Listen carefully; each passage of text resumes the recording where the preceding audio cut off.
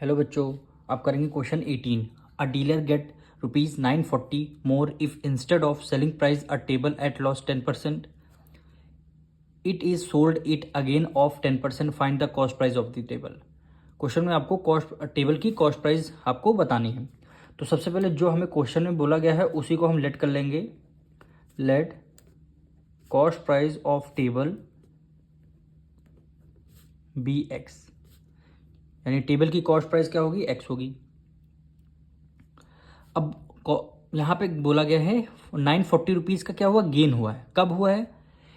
एक डीलर ने टेबल को सेल किया 10% के लॉस पे सेल कर दिया। अब जिस पर्सन ने परचेज किया होगा उन्होंने अगेन इसको सेल किया है, उनको हुआ है गेन कितने का, 10% का गेन हुआ।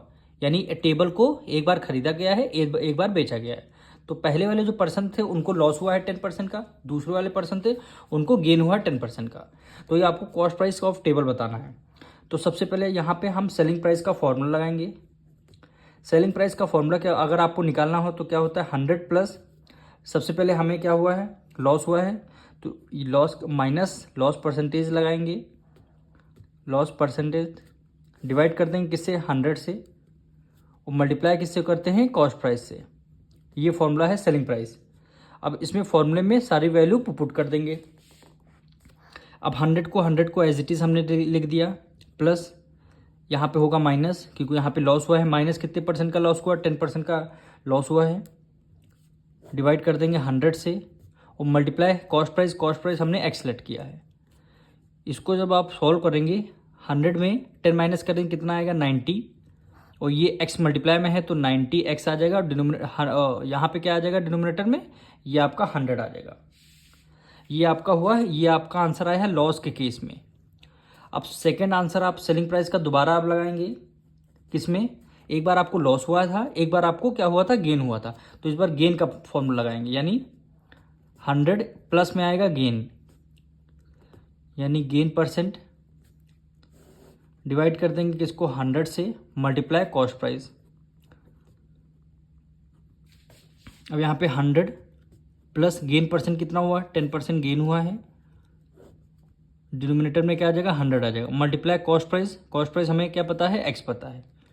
इसको सॉल्व करना है, 100 में 10 ऐड कर देंगे, 110x, डिवाइड कर देंगे किसको, 100 से, इसको हमने डिवाइड कर दिया। अब देखिए क्वेश्चन में बोला गया था इनको गेन हुआ है कितना, 940 रुपीज़ का गेन हुआ है। सेल एंड परचेज करने के बाद 940 का गेन हुआ है। अब यहाँ पे देखिए 9 कितने का गेन हुआ है, ₹940 का इनको क्या हुआ, गेन हुआ है। कब हुआ है, एक बार इनको लॉस हुआ है, एक बार इनको गेन हुआ है। तो सबसे दोनों में ग्रेटर नंबर कौन सा है हमारा, 110, यहाँ पे 90 है। तो हम गेन में से लॉस को कर देंगे माइनस, यानी गेन हमारा ये वाला आंसर आया है, लॉस का हमारा ये फ्रैक्शन आया है। तो हम क्या कर देंगे, गेन से लॉस को माइनस कर देंगे, तब हमारी प्रॉफिट आ जाएगा। तो गेन आपका ये वाला फ्रैक्शन था, तो हमने लिख दिया 110x, डिवाइड कर दिया किससे, 100 से, माइनस करना है किससे, लॉस वाले को। लॉस कितना है हमारा, 90x डिवाइडेड बाय 100। जब गेन वाले से लॉस को माइनस किया तब हमारा कितना आया था,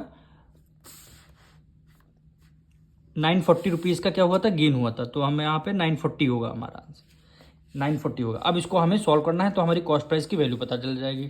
अब देखिए दोनों डिनोमिनेटर में 100 है, तो 100 को हमने एज इट इज लेट कर लिया। यहाँ पे क्या आ जाएगा, 110x, माइनस से माइनस कर दिया, ये आ गया 90x, इक्वल टू क्या हो जाएगा, 940 रुपीज़।